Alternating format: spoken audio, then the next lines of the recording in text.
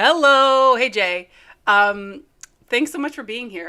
I feel like it may have stopped. Let me open up my slideshow again and see if that works. And if it works, and you can't hear, I think the echo is gone. So give me like a thumbs up if the echo is gone, and then I'll start talking, and we'll move to the overlay. What's it showing you?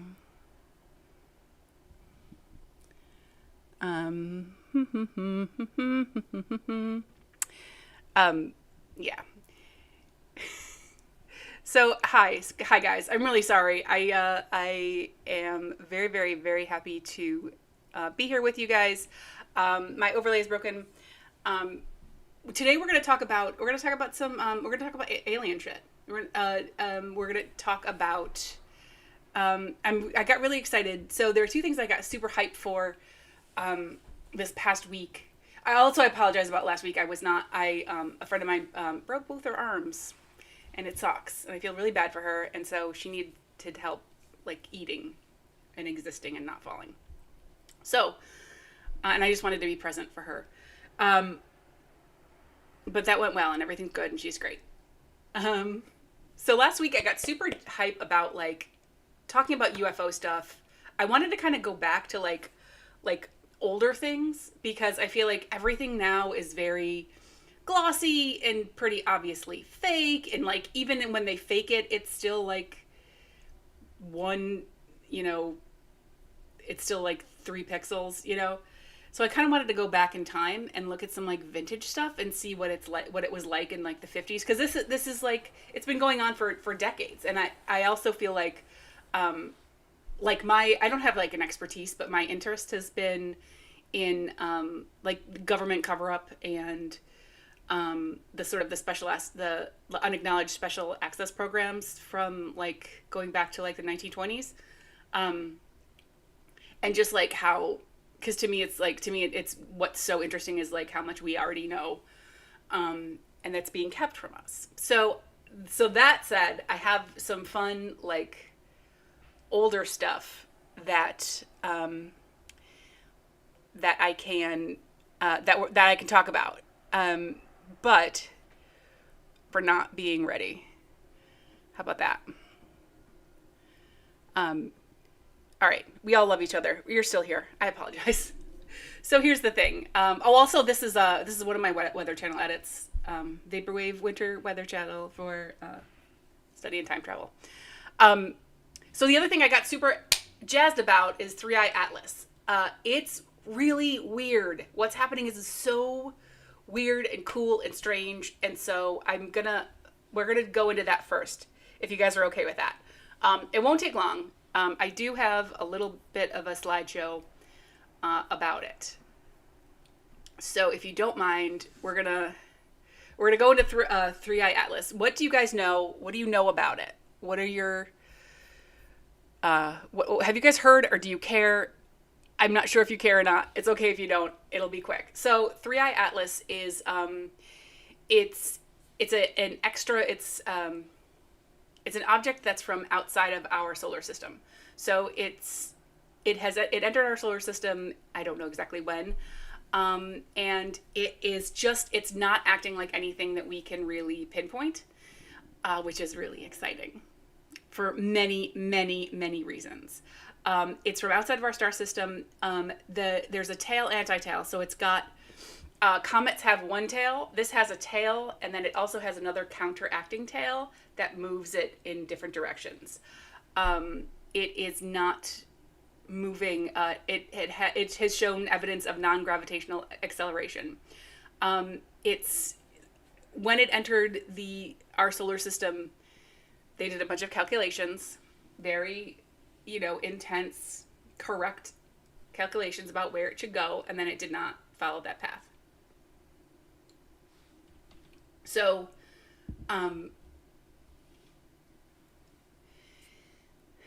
yeah, it's just going like a little bit faster than it's supposed to go. Um, it's sort of like if you throw a baseball and it goes in an arc and it like lands, right? If nobody hits it. But if it go like what Three Eye Atlas is doing is like if you threw a ball and it flew and flew and then hung in the air a little bit and then dropped. So that's weird and different. Comets are not predictable. That's the thing, is that comets are, they're just like dirty snowballs of junk and ice going through the universe. And the deviation and the way that it's hanging and the way that it's lagging, the way that it's fighting against the gravitational pull is consistent. And it shouldn't be. Comets are very messy. It's giving off particles that will land in our atmosphere in late 2026. So, like comets or any sort of like space debris that comes near the sun, kind of like it breaks up, obviously. And there's something very heavy about these particles. Usually they break up in the sun's atmosphere. These are hanging out. They're hanging low. So when they enter the atmosphere in late 2026 is when we'll be able to like understand what's on them. Sheds debris. Oh, and this is like, we're supposed to be calm about this shit. We're supposed to be like, yeah, this is what's happening. It is shedding debris in concentrated bursts and directional jets, right? So the outgassing is normal for like a comet. Obviously, it's like things pop and crack. It's not a solid object, right? There's trapped gases that like outgasses and it explodes. This is outgassing in specific bursts. Okay? So that's exciting and terrifying. Not terrifying necessarily, but it's something. It's not nothing. That's what I'm saying, is that it's not nothing. This has happened before. Oumuamua from 2017. It's One Eye Oumuamua. That was the first time that an interstellar object has entered our atmosphere. And it also acted very differently. It didn't have a coma when it approached the sun. A coma is when a comets, they're covered in ice, and when they approach a star or the sun, it breaks up and it creates like a corona around it. It didn't have that. So, evidence of nothing is not evidence of something, but it's something. It also exhibited non-gravitational acceleration. And I just ripped this from Wikipedia. I should have put it in quotes, but, it's me. It's remarkable for its extrasolar origin, high obliqueness. So it was like shaped like a cigar. Where have I heard that before? Shaped like this. So it's high obliqueness, kind of flat. And it observed acceleration without an apparent coma, like I said. By July 2019, most astronomers concluded that it was a natural object. They just decided. But its precise characterization is contentious, given the limited time window for observation. So it entered our atmosphere, or not our atmosphere, but it entered the solar system and it exited. And we didn't really have a lot of time to get a good look at it. So again, there's precedence for it. There was another one that is not named like this. Another thing sort of acted like this. I can go back and look it up, but it ended up being like space debris, so it wasn't necessarily. It couldn't be out from outside of our. Well, maybe it could be from outside of our thing. Anyway, okay. I'm trying not to rush. I have a tendency to talk, act, and cook and apply makeup as if I'm being timed. I'm not being timed. It's just you and me here. So here's what's interesting. Next Friday, December 19th. Three Eye Atlas comes within 90, I've heard a different account, so some people say 90 million, other people say 175 million miles of Earth. On December 19th, we'll be able to see it more clearly and from new angles to see its shape and rotation rate. So we'll be able to see it. It entered the atmosphere and it spun around the sun. Now it's coming back. So now it's on the other side of the sun, and the light will be hitting it from new angles, so we'll actually be able to see it, like shapes of it. Now it's just like a little dot. If it's rough, the light will dim and change. If it is smooth, the light reflected off of it will remain constant. I don't know exactly why that was brought up. I think that's sort of like the unsaid thing is if it's smooth, then it's not a crazy, weird rock, you know? Excuse me one second while I take a sip of my milky. It's not milk. Yeah, so we're all following along. Three-Eye Atlas, very exciting. These are the three things. So I watched a video before this. I was going to show it, but I feel like it's better if I just kind of sum it up. Also, it got towards the end. I kind of figured I think it was one of those AI things, which I'm not going to give you AI. I'm trying not to really hard. But I thought this was interesting. There are three possible things that it could be. Either a normal comet, which maybe like normal comets act crazy, and 1 in a billion is going to act like it's intelligent, I guess. The other one is panspermia. There's another option that it could be, which is panspermia. Panspermia is a real word that I learned today. And that is that it's not funny, it's real. It's sciencey, but I don't like the word. I don't like it. It is, and it just means that, like, it's the concept of, like, asteroids and comets containing the building blocks of life, like DNA and, like, all sorts of minerals and whatever it is that are the building blocks of life, so that the asteroids and comets contain those things, and then they land on other planets, and they sort of inseminate the other planets. So that's a theory. I don't know that they can necessarily, maybe you can't prove it because we've only got one planet to kind of go off of. But yeah, there's a theory that there are objects that are filled with the things that create life, and they can shoot into the planet and make new Earths. And the third option is ... No one knows. I don't know. It's super, super, super exciting. December 19th is going to be, it's going to be exciting. It's going to be closest to Earth at that point, but like, it's not going to hit us. It's not, we're okay. I think 99.999% we're okay.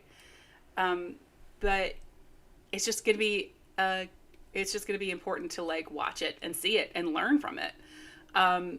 This is also fun. We're at UN Protocol Level 3 with the International Asteroid Warning Network. And that just means that on December 19th, all telescopes and all like anything that's observing the sky has to observe Three-Eye Atlas. Just the resources are focused on all resources focused on tracking Three-Eye Atlas, because there was like a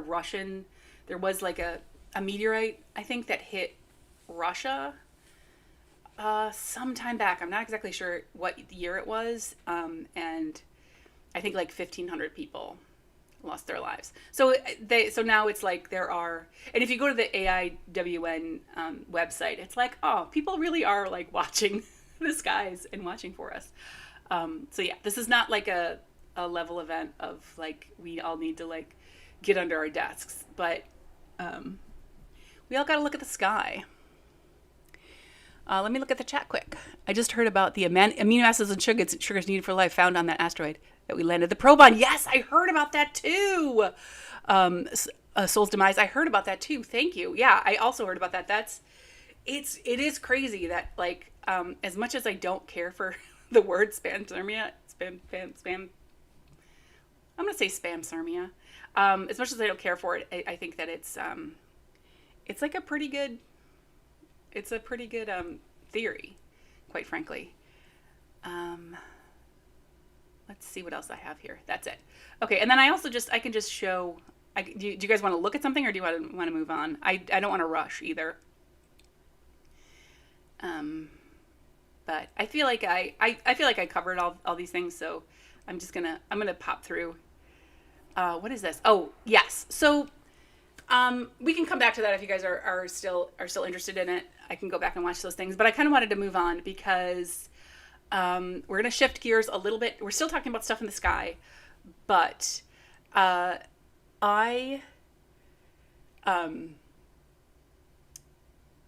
I think a lot of you guys might be here from this time last year when I show eat. You want to watch the news thing? We can watch the news thing. It's just you. Refreshing for updates on our favorite interstellar visitor, that comet or question mark 3I Atlas.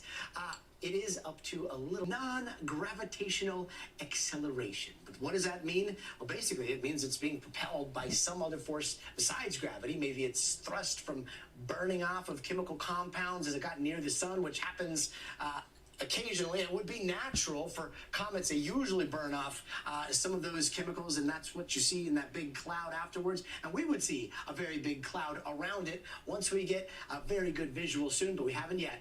In the meantime, the hype is in overdrive with headlines jumping straight to conclusions. Alien ship uses engine. I mean, we're not there yet. But before we jump to any of those conclusions, let's go straight to the source on everything interstellar travel. That is Harvard's Professor Avi Loeb, back again to help us break some of this down. Professor, always great to see you. So you were hinting at a little bit of this the last time we talked. Now, non-gravitational acceleration. Like, how much acceleration are we talking here? Well, thanks for having me. It was data from the ALMA observatory, which is a millimeter wave set of sensors that presumably detected the 3I Atlas as it approached perihelion, closest approach to the sun. And what it discovered is a deviation by 4 arc seconds in right ascension from the expected path. And that's very significant, statistically significant.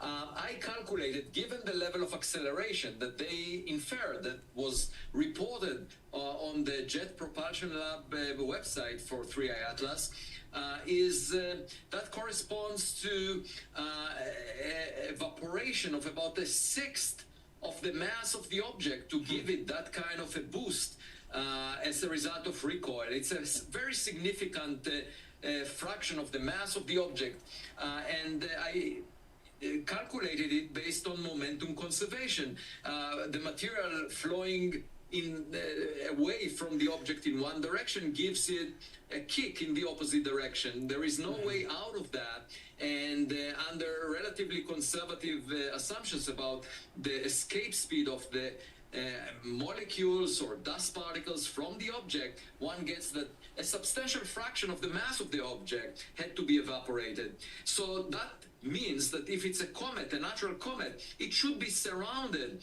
by a cloud of gas that carries 5 billion tons or more.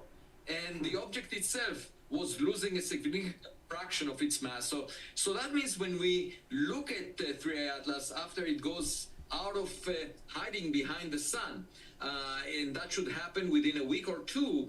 If it's a natural comet, we should really see a very bright, massive cloud of gas, and perhaps even a cometary tail that is extremely bright around it. If we don't see that, the question is what propelled it? And there is no way out. One way or another, we should figure out the nature of the object. Oops, sorry, I didn't mean to do that. I just wanted to say, we can go back to it, but I just wanted to mention, Soul's Demise, like, I've been talking about that with friends about, like, everyone wants to, like, I want to meet an alien, I want to, like, but then the reality is, like, it's probably not going to, like, end up well for us, and I don't think we have the infrastructure to, like, manage it, and it's, we're definitely going to be consumable. One theory that I did hear is that that it's more of a probe, like a scout. That's what Umauma, the other one that I said from 2017. That word is a Hawaiian word that means scout. So it's like the idea is like another theory is that it is something that is just coming by to like it's trying to act like not don't be suspicious, don't be suspicious, but it's actually just trying to get like information from us. Sorry. And that should happen within a week or two. If it's a natural comet, we should really see a very bright, massive cloud of gas, and perhaps even a cometary tail that is extremely bright around it. If we don't see that, the question is what propelled it? And there is no way out. One way or another, we should figure out the nature of the object. If it evaporated, if 20% or so of the mass of the object got evaporated by sunlight, then we will know its nature, because that's a substantial portion of the mass that the object was made of to start with, and we can figure out what composition that material has. 20% is such a large number, and yet, you know, it makes me think of the last time we saw something like this, Oumuamua, which you studied so closely. We didn't see that type of cloud around it. That was another interstellar. Actually, another object discovered by the same telescope in Hawaii. It was given the name 2020 SO, discovered in September 2020. And that one ended up being recognized as a rocket booster from a launch in 1966 That's by what I was NASA, talking about. because we were able to infer the composition of the surface of this object, which was stainless steel, using an infrared spectrograph. So it was hollow, and so that led me to suggest that maybe Oumuamua was also artificial. In this case, we do detect gas around it, even when far from the sun. The question is there much more gas now? And it's possible, because it got brighter. If we don't see that very massive amount of mass of gas around it, then you know, there might be something else propelling it. You know, a spacecraft obviously can, in principle, have an engine that will not produce such a massive cloud of gas. Yeah, or like you said, I mean, even a large stainless steel or stainless nickel, you know, shape that is being pushed by the sun. All of it is wild. And yet, the most frustrating part, when are we going to see images? What's the latest with your quest to try to get some of the images released that NASA already has that may not be public because of the government shutdown? And when are we going to see land-based, like Earth-based observations? Because I know that's right around the corner, right? Right. The high-rise camera on board the Mars Reconnaissance Orbiter took images of 3 Atlas when it came closest to Mars. That was the 2nd and the 3rd of October, more than a month ago. And I tried to reach out to the principal investigator of that camera. I didn't get a response. And I corresponded with Representative Anna Paulina Luna, who brilliantly decided to send a letter to the acting administrator of NASA, Sean Duffy. She sent it on October 31st. We haven't heard back from him. However, he immediately responded to a tweet from Kim Kardashian, who asked, what is the T about 3 Atlas? And he responded to her. And my complaint is that in terms of priorities, he should respond quicker to a letter from Congress, or to a scientist who really wants to analyze that data. And unfortunately, we didn't hear back. So as of now, the claim is that this is a result of government shutdown. I think it's inappropriate to withhold the scientific information from the community, because we are planning future observations based on what we know about 3 Atlas. You know, we will continue to push for answers. Hopefully Kim Kardashian will continue to push for answers, and hopefully... Okay, great. Yeah, that made me laugh so hard. Yeah, Luna, like, yeah, so here's the thing is I'm obsessed with the hearings on disclosure. And there were a lot of people that, this is not a political channel, but there are a lot of people on that committee that I do not care for. Some of them are absolute assholes, but it's like, it's a like bipartisan committee, and they're fighting for disclosure for a lot of stuff, and a champion of science, exactly. People are dying, Kim, but like they are fighting for disclosure, and it's also one of the big things. A lot of people say like, oh, it's, you know, it's they're trying to just like they're trying to like show you aliens to make you not look at what's happening, but like a lot of the reality about disclosure and about what these hearings are about is about protecting whistleblowers, which is very powerful for, it's really noisy in here, very powerful for what we're talking about, but also very powerful for a lot of things. It keeps, you know, like government contractors from getting in trouble if they were told to do illegal things. You know, there's like a lot of really good, there's a lot of good that comes out of it. So that's one good thing that I believe in. Let me, may I shift gears to some creepy lights in the sky? I'm going to shift gears to this. So I'll give you a little bit of background on this. A lot of people, I got a good amount of followers and views from this time last year, when it was Jersey drones time. Everybody was into Jersey drones, were all the rage.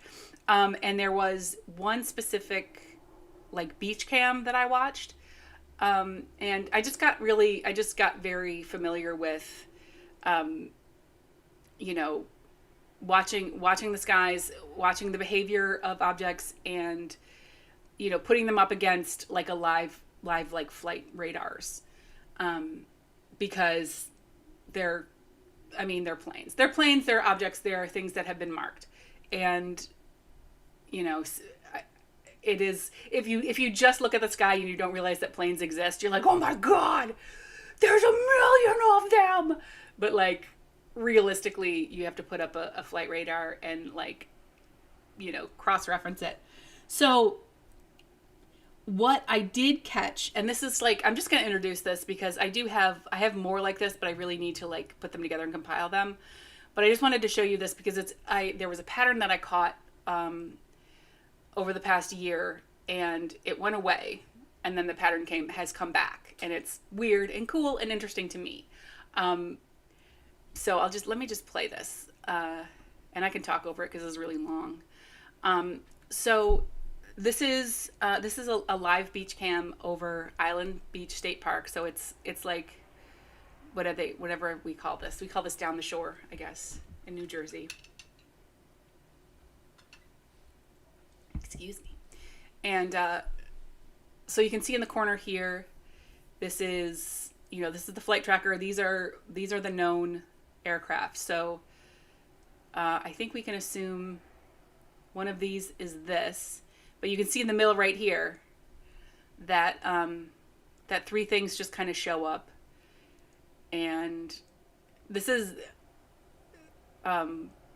real time, and they all kind of split out. And this is it's a pattern that I caught last year, and I do have more of them where and I know it sounds crazy, and I know there's probably an answer for it.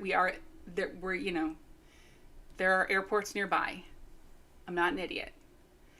But between 3:15 and 3:40, the middle of this screen lights up. There's just tons of lights. They don't move erratically. They don't go crazy. But you know, they show up, they split off. They don't act like any of the other lights. Most lights they'll get brighter as they come towards the camera and then turn, or they'll go straight across. But these 3 a.m. lights, they show up in the middle. And it'll be one, they'll split off, they'll sort of braid in between each other. It's just really weird. And I don't have any answers for it. Nothing shows up down here whenever they come. So, yeah, I have no way I can't physically be there to see it. It only happens on obviously I can only see it on clear nights. But yeah, that's really all. I don't really have a lot to share. It's just something that I've noticed. I have a few more like this that I can put together if we want to like look at it next week. But like you just saw, like I think I can go back. I don't know if this is interesting to you or not. Here's more, but I think these can be work email. That's great. This can obviously be linked to this here. But yeah, I've used this before, and the flight tracker, this goes out a couple 100 miles. So yeah, like you could be seeing JFK, or I don't know, whatever's close. I mean, JFK is pretty far from here, but yeah, I don't know. It's just, it's interesting to me. None of them act like super erratically. They don't zip around. Oh, there's little, do you see that? A lot of shooting stars. But yeah, so here they go. Here we go again, where it's just like they all kind of show up, and it's just very weird because even flight patterns, even when like they take off, right? They take off and then they wait a little bit and then another one takes off. These like all three will come out at the same time. So you thought who died? I can't remember what I said. Oh shit.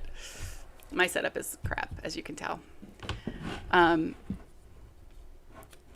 So yeah, that's just that. I'm excited by it. I think that it's cool. I will keep looking at it as time goes by. What else do I have? Oh yeah, and then I just have, so this is another, so I'm getting all of these from Orb Watcher. This is like a live channel that like just shows this is just like a live beach cam. But they like snipe it and they put the overlay on it so that you can see what's going on. And this should start, yeah. So this is again around 3:30 in the morning. And this is from December 7th. The one I just showed you was from last night. You know, and it's like, obviously it's, these lights up here are, you know, that's FAA like flashing. And then these are also just like these crazy dots that all just like show up together, right? It's weird, right? Am I crazy?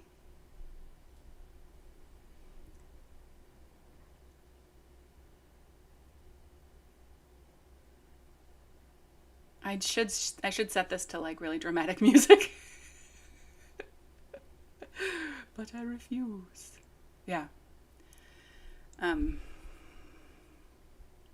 Yeah, so I just wanted to show you guys that. I literally have nothing to add to it other than I see it and I notice it, and it's just different. And if you look, you know, I'm not going to make you sit for 12 hours and like watch the patterns for the rest of the, you know, rest of the day and see what it's like. But when I tell you that it just shows up in the middle, just at this period of time, like I am the rabbit hole seeker who has sat for a long time watching it on 4x speed, just watching them show up. Yeah, they never move toward the airport. They just sort of blink out. Yeah, they do, and they drop. They sort of drop, and I think there's a level of like there's cloud cover as well, but it's really weird. I'll pull together what I've compiled over the past year, and we'll look at, because I'm also just like, am I just the only person who cares about this? And we can just take a look at all of them together. But it's just this over and over again. It's just these just very bright lights in the middle, and then they just sort of disappear. They don't go left or right. They don't come towards the shore. Yeah, it's just nuts. And and they're much easier to see because there's usually like cargo ships along here, and they're very bright. So I think when there's no cargo ships, it's much easier to see. So yeah, that's what that is. So check out Orb Watcher. Go give them a follow and a like because they are very generous with their time to do this. What else do I have? Oh, you know what? So let's. Is everybody okay if we? I'm only going live for like another little bit longer, but I kind of wanted to to shift gears a little. I just wanted to look at like old timey UFO encounters. Is that okay? Are we good with that? So we'll finish up on a couple of these. These are kind of short. One is kind of long, but we'll just watch this and see how we feel. Patrol car Delta 9 with PC Roger Willie and PC Clifford Waycott. Roger Based Willie. at Oakhampton, His name's were Roger out Willie. on night duty patrolling the A3072, Hatherley to Holsworthy Road. Precisely 1 minute past 4 o'clock this morning, they sighted an object 400 yards away from them and at treetop level. They reported immediately to Oakhampton Police Station, where further men were brought out. PC Willie, you were driving the patrol car at the time. Can you describe it to us? Well, the object was likened unto a cross, although the inner parts were something similar to the points of a compass. They were quite blurred, the inner part of the cross. But it was brilliant white, brilliant light. How in fact did you see it? I mean, did it make any kind of noise to you? No, there was no noise.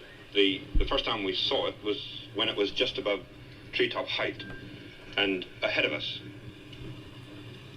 And from then, Consul Willie just said, here we go then, and we drove off after it, if you know what I mean. What kind of speed were you travelling at? We were travelling very fast. Did it make any kind of sound? No sound that I heard at all. There was no outside noise apart from the noise of the car itself. And the acceleration away from us was terrific. So really, we didn't get under it to hear any sound. But you were really close enough to be absolutely certain that your eyes weren't fooling you. Oh yes, it was just in front of us. Who's this? There was no question whatsoever that this was a figment of the imagination. It was definitely there. It was definitely either manned by some sort of being or remotely controlled. It was definitely being controlled to view our car or... You had the feeling it was watching you? Definitely, yes. Fun. I love it. I love it. I love it. I love it. Yeah. I love watching like old timey people talking about, because it's such a different vibe now when people talk about like their experiences where it's either just a lot of bullshit, people just wanting, engagement, people who need someone to talk to. It's just hard. It's just I don't know. I miss it. I miss the old times. What's this next one? Oh, I like this next one's spooky. You ready to get scared? You ready to get spooked out of your pants? This one starts silently for some reason. Eyes on Cinema. 1981. St. Patrick's Day. Hey, Marky. We got a tape recorder sitting here by a radio whenever you're ready. We'll keep it running and start up again, be up and record a little bit.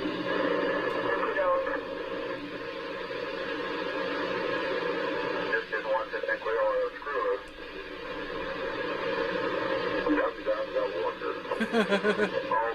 Oh, go to bed. Go to bed, Rosie.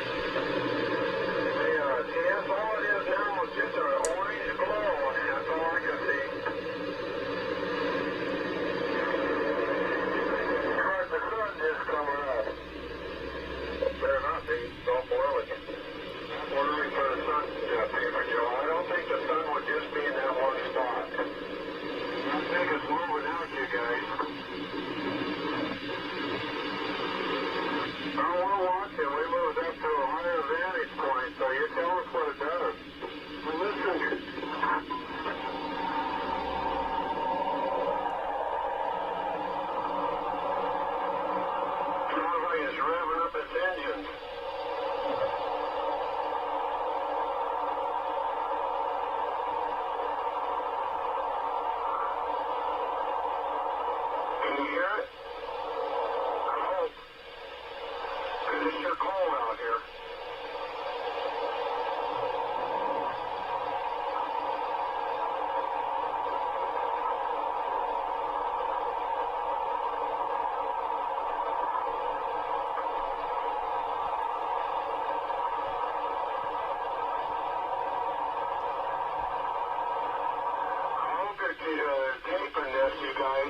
Me too. Yes, we are.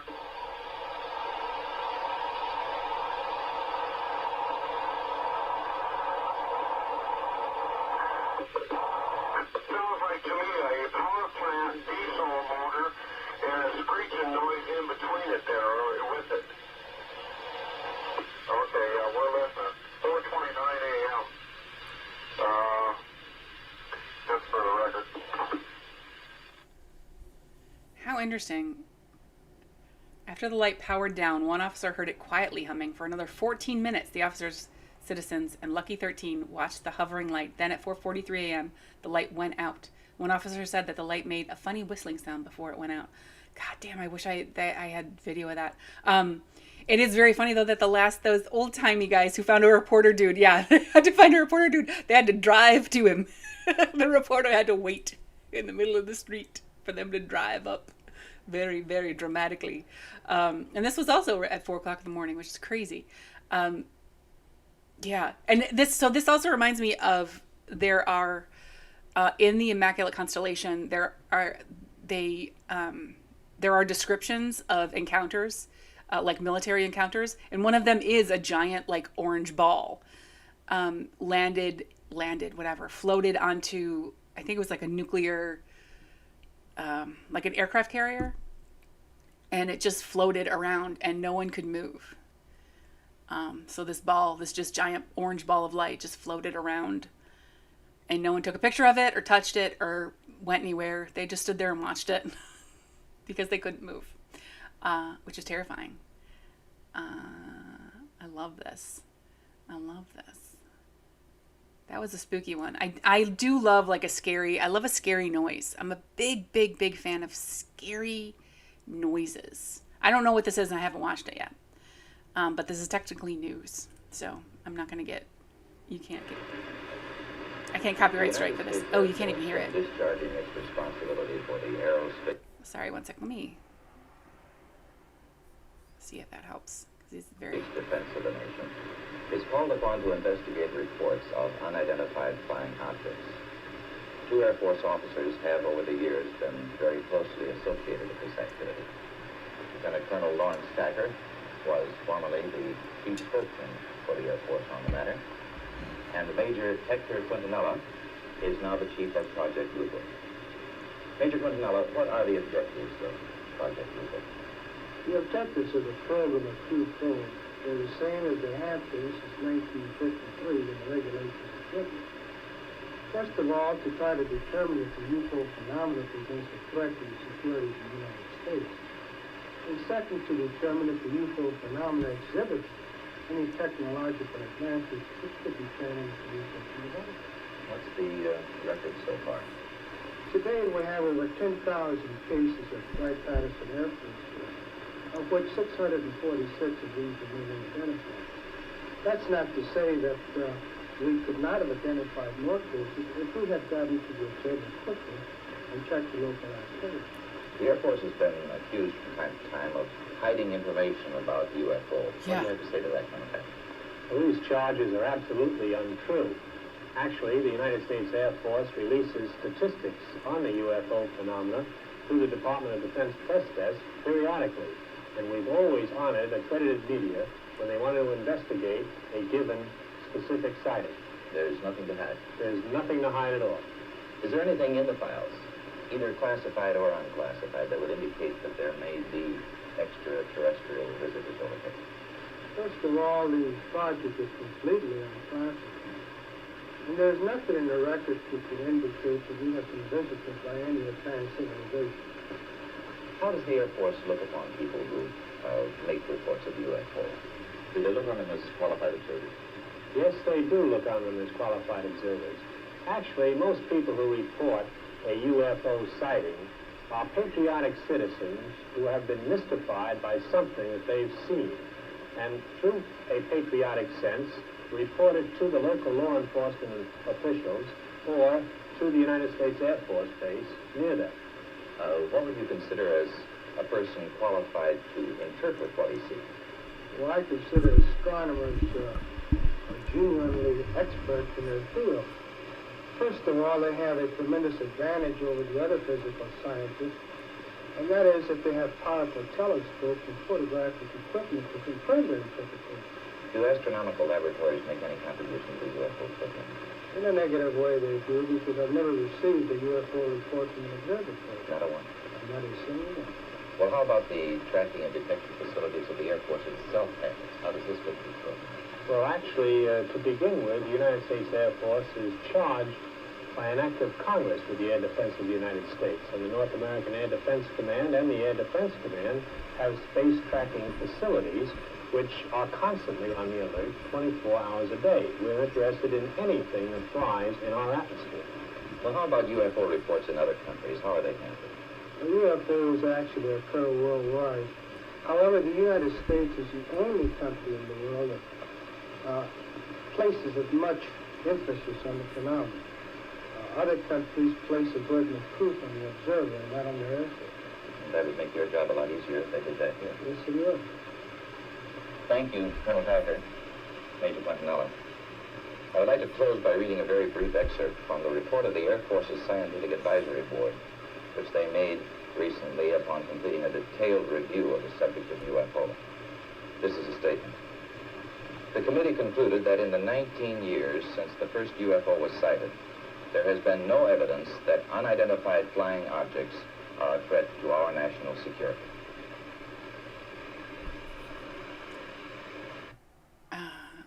That static was kind of soothing. That it's fascinating to me that military, like members of our military sat on a television program and like looked in the camera and said, we're like looking into it. Like it's just so crazy to me now. Now it's so, it's like so pushed down. And Project Blue Book was real. And it's like, you know, it started back in like 1929. There was an unacknowledged special access program. And it just like, they kept closing the book. They're like, there's no UFOs, close the book, open a new book. This is Project, Paperclip. I don't think it's Project Paperclip. I can't remember what they're called right now. I have to pull all of that stuff up because I don't, it's been a minute since I've like pulled it all out. But then it's like, open the book, close the book, open the book, close the book, open the book, close the book. And then Project Blue Book was for years, decades. And then they closed the book on Project Blue Book and then they just kept it closed and there's nothing else. And now we're seeing the Immaculate Constellation, which is completely unacknowledged special access program that's just chock full of really meaty, juicy, delicious information. But yeah, it's just amazing to like kind of look back and see people treating it the way that they did. It would be amazing to have a conversation about this stuff that didn't make you sound like a loony bird.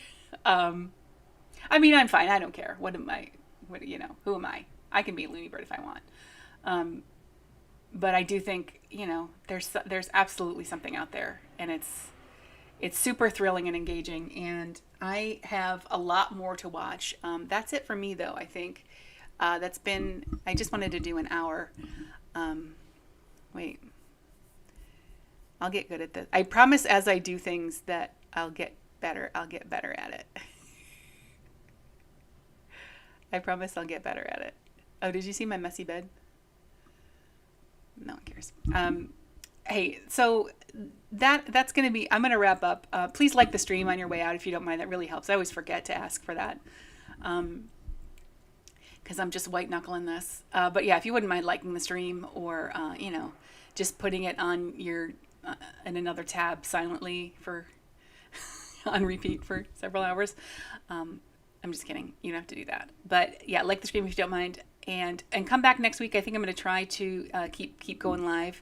Thanks so much, Soul's Demise. I really appreciate your interaction. Jay, I hope you're here in some respect, or you can always catch it on the replay. We love the people who watch it on the replay.